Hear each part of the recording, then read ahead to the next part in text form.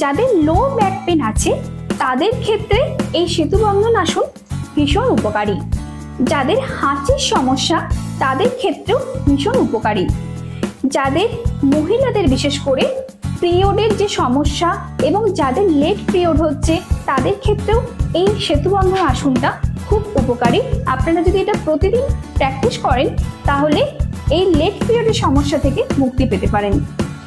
যাদের নর্মাল ডেলিভারির দিকে প্রোগ্রেসিভ হওয়ার জন্য চেষ্টা করছেন তাদের ক্ষেত্রেও এই আসনটি খুবই উপকারী।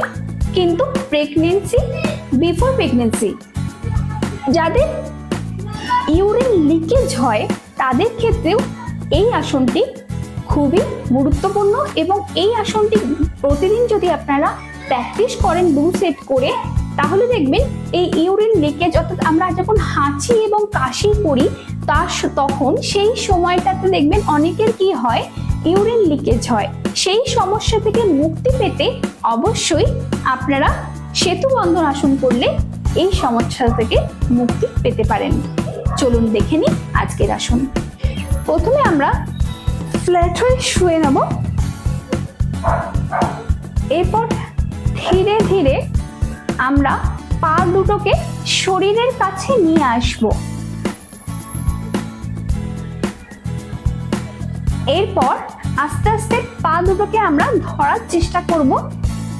পায়ের গোড়ালিটা এইভাবে দুটো হাতকে শক্ত করে ধরব।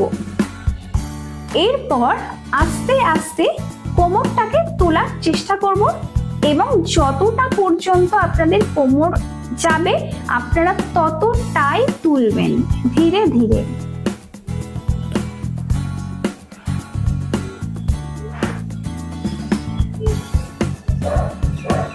এই সময় আপনারা নর্মাল শ্বাস প্রশ্বাস থাকবে।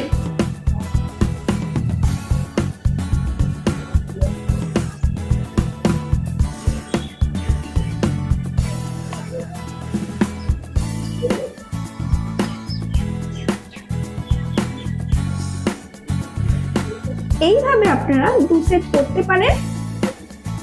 10 থেকে 20 সেকেন্ড পর্যন্ত এই যোগাটি করা যেতে পারে।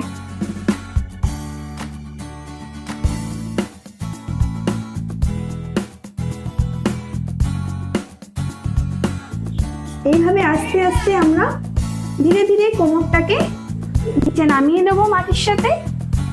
এরপর আস্তে আস্তে হাত দুটোকে রিলিজ করে পা দুটোকে রিলিজ করে দেব। এরপর আমরা আবার শবাসনে চলে যাব।